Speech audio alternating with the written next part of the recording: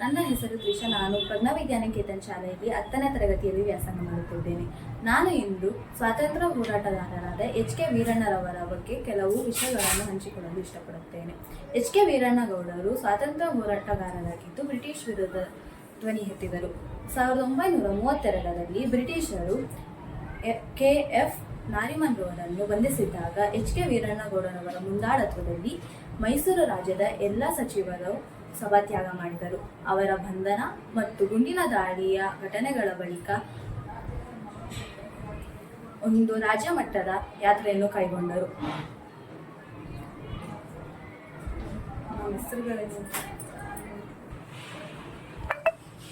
Irwin ಕಾಲುವೆಯ ಚಳುವಳಿಯ ಕಾಲದಲ್ಲಿ ಎಚ್.ಕೆ. ವೀರಣ್ಣಗೌಡರು ಪ್ರಮುಖ ಪಾತ್ರ ವಹಿಸಿದರು.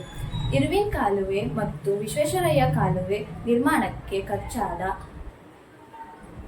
ವೆಚ್ಚವನ್ನು ವಸೂಲಿಸಲು ಸರ್ಕಾರವು ರೈತರ ಸಮುದಾಯದ ಮೇಲೆ ತೆರಿಗೆಯನ್ನು ಹಾಕಿತು. ಆದ್ದರಿಂದ ಎಚ್.ಕೆ. ವೀರಣ್ಣಗೌಡರು ಇತರ ಸ್ವಾತಂತ್ರ್ಯ ಹೋರಾಟಗಾರರೊಂದಿಗೆ ಸೇರಿ ಮದ್ದೂರಿನಿಂದ ಬೆಂಗಳೂರಿನ ಆಹಾರ ಇಲಾಖೆ ಕಚೇರಿಯವರೆಗೂ 4000ಕ್ಕೂ ಹೆಚ್ಚು ರೈತರನ್ನು ಸೇರಿಸಿಕೊಂಡು ಮೆರವಣಿಗೆಯನ್ನು ನಡೆಸಿದರು. ಈ ಮೆರವಣಿಗೆ 1931ರಂದು ಡಿಸೆಂಬರ್ 31ರಲ್ಲಿ ಪ್ರಾರಂಭವಾಗಿದ್ದು 1932 ಜನವರಿ 4ರಂದು ಮುಕ್ತಗೊಂಡಿತು. ಈ ಮೆರವಣಿಗೆಯ ಶಾಂತ ಮತ್ತು ಶಿಸ್ತಿನ ರೀತಿಯು ಮೈಸೂರು ದಿವಾನರನ್ನು ಆಕರ್ಷಿಸಿತು. ಇವರು ರೈತರಿಗೆ ಅವರ ಬೇಡಿಕೆಯನ್ನು ಪರಿಗಣಿಸುವುದಾಗಿ ಭರವಸೆಯನ್ನು ನೀಡಿದರು. ಈ ಮೆರವಣಿಗೆಯು ರೈತರು ಬ್ರಿಟಿಷ್ ವಿರುದ್ಧದ ಹೋರಾಟದಲ್ಲಿ ಭಾಗವಹಿಸಲು ಪ್ರೇರೇಪಿಸಿತು. ಎಚ್.ಕೆ. ವೀರಣ್ಣಗೌಡರವರು ಹೀಗಾಗಿ ವಸಾಹತುಶಾಹಿಯ ಕಾಲದಲ್ಲಿ ಉತ್ತಮ ನಾಯಕತ್ವವನ್ನು ಪ್ರದರ್ಶಿಸಿ ಧೀರ ವ್ಯಕ್ತಿತ್ವವನ್ನು ಹೊಂದಿದ್ದು, ಅವರು ಈ ಹೋರಾಟವನ್ನು ಮಾಡಿ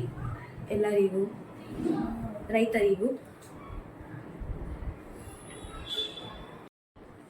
ಹೀಗಾಗಿ ಎಚ್.ಕೆ. ವೀರಣ್ಣಗೌಡರು ವಸಾಹತುಶಾಹಿಯ ಸಮಯದಲ್ಲಿ ಅದ್ಭುತ ನಾಯಕತ್ವವನ್ನು ಪ್ರದರ್ಶಿಸಿ ಧೀರ ವ್ಯಕ್ತಿತ್ವವನ್ನು ಹೊಂದಿದ್ದು ರೈತರಿಗೆ ಬಹಳ ಸಹಾಯ ಮಾಡಿಕೊಟ್ಟರು.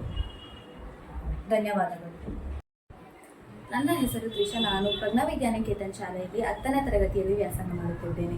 ನಾನು ಇಂದು ಸ್ವಾತಂತ್ರ್ಯ ಹೋರಾಟಗಾರರಾದ ಎಚ್.ಕೆ. ವೀರಣ್ಣರವರ ಬಗ್ಗೆ ಕೆಲವು ವಿಷಯಗಳನ್ನು ಹಂಚಿಕೊಳ್ಳಲು ಇಷ್ಟಪಡುತ್ತೇನೆ. ಎಚ್.ಕೆ. ವೀರಣ್ಣಗೌಡರು ಸ್ವಾತಂತ್ರ್ಯ ಹೋರಾಟಗಾರರಾಗಿದ್ದು ಬ್ರಿಟಿಷ್ ವಿರುದ್ಧ ಧ್ವನಿ ಎತ್ತಿದರು.